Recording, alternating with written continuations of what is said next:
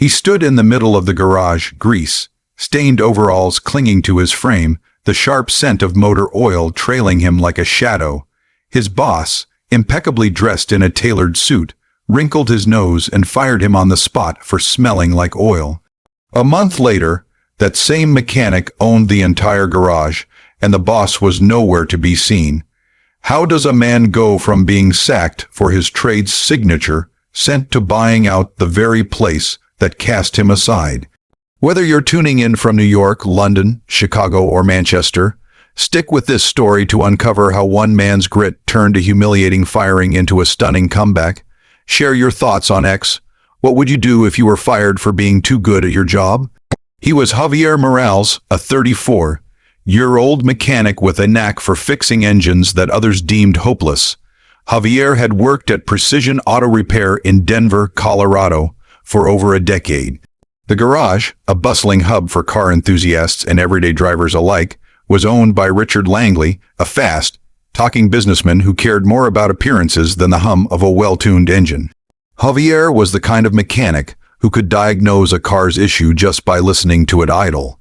His hands were perpetually stained with grease, his clothes carried the faint tang of oil, and his reputation among customers was unmatched. They trusted him implicitly, often requesting him by name. Richard, on the other hand, was obsessed with projecting a polished image. He wanted Precision Auto to feel like a high-end boutique, not a gritty garage. He'd recently invested in sleek new signage, a modern waiting area with leather chairs, and a strict dress code for his staff. Javier, with his worn boots and oil-soaked coveralls, didn't fit the vision. Customers didn't care. They loved Javier's work, but Richard saw him as a walking stain on his rebranding efforts. The tension between the two had been simmering for months. Richard would make snide comments about Javier's appearance, urging him to clean up or look more professional. Javier would nod, keep his head down, and get back to work. He wasn't one for confrontation, but he wasn't about to change who he was either. His livelihood was in those engines, in the smell of oil and metal that clung to him like a badge of honor. It was a humid Tuesday in July when the clash finally erupted. Javier was elbow deep in a 1967 Mustang's engine, a tricky job that had the customer pacing nervously outside. Richard stormed into the garage, his face flushed with irritation. "Javier, we need to talk," he barked, loud enough for the other mechanics to pause their work. Javier wiped his hands on a rag and followed Richard to the office, sensing trouble. Inside, Richard didn't hold back. "You smell like a damn refinery," he snapped, leaning back in his chair.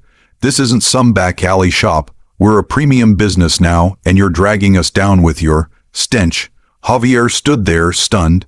He'd heard the jabs before, but this was different, vicious, personal. "I'm a mechanic, Mr. Langley," he said calmly. "Oil's part of the job. Not here it isn't." Richard shot back. "You're done, Javier. Clean out your toolbox and get out." The words hit like a punch. Javier's colleagues overheard, and whispers spread across the garage. The customer with the Mustang, who'd been waiting outside, caught wind of it and stormed in, demanding to know why his trusted mechanic was being let go. Richard brushed him off, insisting it was a business decision. Javier didn't argue.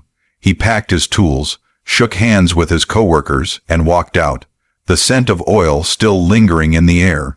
But as he left, something shifted in him. He wasn't just angry. He was determined. Richard had humiliated him, but Javier knew his worth. He wasn't just a mechanic. He was the best in Denver, and he wasn't going to let this be the end of his story. Over the next few weeks, Javier didn't wallow. He got to work. He'd saved a modest amount over the years, enough to keep him afloat while he figured out his next move. At night, he pored over business plans, crunching numbers and researching the local auto repair market. Denver was growing, and car owners, especially those with classic or high-performance vehicles, needed skilled mechanics, not just shiny showrooms. Javier saw an opportunity where Richard saw only liability. He started reaching out to his old customers, many of whom were furious about his firing. The Mustang owner, a wealthy car collector named Marcus Tate, was particularly vocal. "Precision's nothing without you," Marcus told him over coffee one morning. "I'm not taking my cars back there. You should open your own place. That conversation planted a seed. Marcus wasn't just a customer. He was a potential investor. He had money, connections, and a deep respect for Javier's skills. Javier hesitated at first. Starting a garage was a massive risk, and he wasn't a businessman like Richard. But the more he thought about it, the more it made sense. He knew the trade inside and out, and he had a loyal customer base. Marcus offered to back him financially, not as a loan but as a partnership. You run the shop, I'll handle the funding. Marcus said, let's show Langley how it's done. Meanwhile, Precision Auto was struggling. Customers started pulling their business, frustrated by the drop in quality without Javier. The other mechanics were skilled, but none had his intuition or rapport with clients. Online reviews began tanking, with posts on X calling out Richard's fancy rebrand as a sham. One user wrote, "Fired their best guy for smelling like oil. What a joke. Taking my car elsewhere." Richard, oblivious to the brewing storm, doubled down on his upscale vision, sinking more money into aesthetics while ignoring the garage's core strength, its mechanics. Javier, meanwhile, was quietly making moves. He scouted locations, settling on a modest but well-positioned lot just a mile from Precision. He negotiated a lease, hired 2 of his former coworkers who'd grown fed up with Richard's management, and began setting up shop. He named it Morales Motors, a nod to his family's roots and his personal pride. Marcus's investment covered new equipment, and Javier's reputation did the rest. Word spread fast, Javier was back, and he was building something better.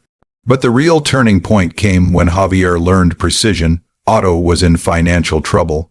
Richard's rebranding had bled the business dry, and he was struggling to pay vendors. The garage was up for sale, and Javier saw his chance. With Marcus's backing and a loan he'd secured through sheer determination, Javier made an offer. Richard, desperate and humiliated, had no choice but to accept. The man who'd fired Javier for smelling like oil was now selling him the very garage he'd been kicked out of. In late August, just over a month after his firing, Javier walked back into Precision Auto, not as an employee but as its owner.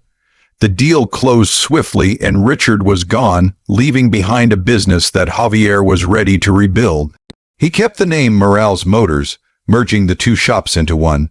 Customers flocked back, drawn by Javier's reputation and the promise of honest, high-quality work. The garage hummed with activity, and the scent of oil was once again a badge of honor, not a reason for dismissal. The twist wasn't just that Javier bought the garage. It was how he did it. He didn't just rely on Marcus's money. He leveraged his own expertise, his network, and his unshakable belief in his craft.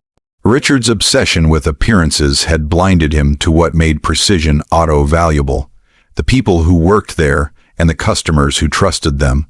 Javier, smelling like oil and all, proved that grit and skill could outshine a polished suit any day.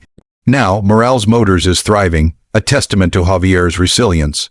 From Denver to Dallas, Miami to Manchester, this story's a reminder: never underestimate someone who's passionate about their work, no matter how they look or smell. Got a story of turning the tables on a bad boss? Share it on X, and let's keep the conversation going. If you're ever in Denver, swing by Morales Motors. You'll smell the oil and you'll know you're in the right place.